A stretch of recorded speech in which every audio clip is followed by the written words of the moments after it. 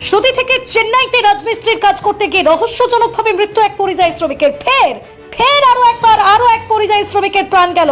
আপনাদের জানিয়ে রাখি আরো একবার, ফের সুতি থেকে চেন্নাইতে রাজমিস্ত্রির কাজ করতে গিয়ে রহস্যজনকভাবে মৃত্যু হলো এক পরিযায়ী শ্রমিকের। ফের আরো এক পরিযায়ী শ্রমিকের মৃত্যু। পরিবার সূত্রে জানা গিয়েছে মৃত ওই যুবকের নাম আমাই মাঝি, বয়স 28। তার বাড়ি মুর্শিদাবাদের সুতি থানা এলাকার হাওড়া পঞ্চায়েতের গাম্ভীরা গ্রামে। স্থানীয় সূত্রে জানা গিয়েছে গাম্ভীরা গ্রামের বাসিন্দা আমায় গত বছর দুর্গাপুজোর সময় চেন্নাইয়ের কাছে তাম্বারাম নামে একটা এলাকায় বহুতল নির্মাণের কাজ করতে গিয়েছিলেন। সোমবার বিকেলে সেখানেই তার দেহ উদ্ধার হয়। পরিবার সূত্রে আরো জানা গিয়েছে চেন্নাইতে আমাই যেখানে কাজ করতেন সেখানে সুতি থানা এলাকার আরো বেশ কিছু যুবক পরিযায়ী শ্রমিকের কাজ করেন। সোমবার রাতেই তাদের কাছ থেকে আমাইয়ের মৃত্যুর খবর পেয়েছে ওই পরিবার। যদিও কিভাবে আমাইয়ের মৃত্যু হয়েছে তা সঠিকভাবে এই পরিবার জানতে পারেনি বলেই তাদের দাবি। সকাল থেকেই আসি, ধরুন এখানকার আমাদের একটা ছেলে ওই চেন্নাই কাজে গেছিলো রাজমিস্ত্রি, পরিযায়ী শ্রমিক।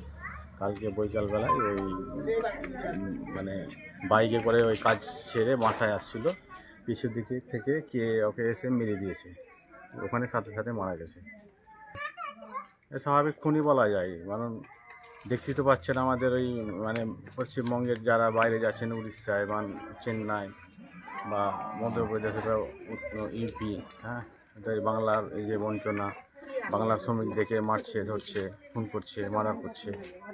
হ্যাঁ, তো এটাকে মার্ডারই করেছে, খুনই করা হয়েছে।